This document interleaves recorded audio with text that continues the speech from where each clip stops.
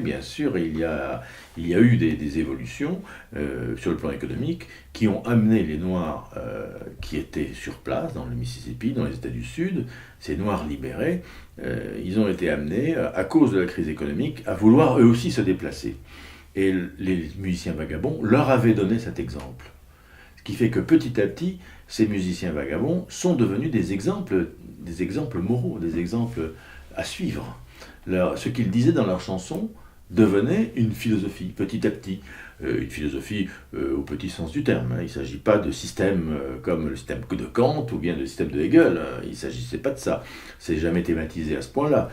Ça n'est jamais complètement théorisé. Mais néanmoins, c'est tout de même au moins une éthique. C'est-à-dire un faisceau de comportements avec des prescriptions, en somme toute, puisque les gens, par le seul fait de l'exemplarité de la vie de ces musiciens, qui finissaient par devenir des héros, ont voulu faire comme eux. C'est caractéristique, les Noirs ont émigré, l'exode des Noirs vers le Nord, qui commence vers les années 1890, qui s'accentue pendant tout le XXe siècle, et qui en fait va amener, par exemple, plus de la moitié des populations noires des États du Sud à se déplacer vers les grandes villes du Nord. Cet exode ne se fait pas en famille. Les gens bougent individuellement, comme les musiciens. C'est-à-dire que le type part, il prend un train. La femme part, elle prend un train. Elle prend une voiture, elle part en stop. Les enfants partent même tout seuls. Ça paraît incroyable, mais c'est ce qui se passe. C'est-à-dire que, contrairement aux Blancs, qui, vous avez vu, vous vous souvenez des Raisins de la colère, par exemple, de Steinbeck, vous avez vu le film aussi, lorsque les Blancs s'en vont vers la Californie à la suite de la grande crise du Dust Bowl dans les années 30, ils s'en vont en file indienne, en convoi, avec des voitures presque organisées. Les Noirs s'en vont seuls. Ils partent seuls, ils sautent sur un train, et de ça, les chansons sont pleines. Donc, je me suis dit, si l'errance solitaire est vraiment un archétype, si c'est un schéma de comportement, alors ça a dû toucher tous les domaines de la vie des gens. Et je me suis mis à étudier les domaines. Et ces domaines, bien sûr, ils sont au nombre de 5 ou 6. Voilà, si je reprends les domaines, ils sont en certain nombre. Je me suis rendu compte que l'errance avait touché les Noirs américains sur le plan géographique. Ils ont en effet erré. Les musiciens ont erré. Ils se sont promenés sans arrêt d'une ville à l'autre, d'un état à l'autre.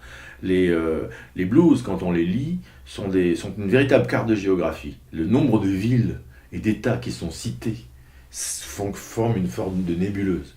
Et on voit à peu près où ils sont allés. Et ils sont allés partout, bien sûr dans tout le sud, mais aussi vers le nord, Chicago, et aussi vers le nord-est, dans les grandes villes de la côte est qui étaient industrialisées fortement à cette époque-là aussi encore, et bien sûr vers la côte ouest et le centre, malgré tout, d'une façon plus minoritaire, mais ils y sont allés quand même. Donc errance géographique d'une part. Donc voilà un morceau de Big Bill Broonzy qui date de 1941 à peu près, Key to the Highway, la clé de la grande route.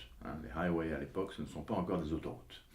Donc c'est la chanson symbole évidemment du départ.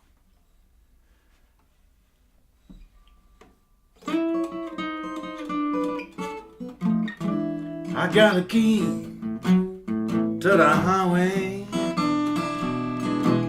Yes, I'm full up and bound to go. I'm gonna leave you running, 'cause walking's much too slow. I'm going back to the country, baby. Yes, you know where I'll be on my way. I ain't getting nothing now, baby, before the break of day.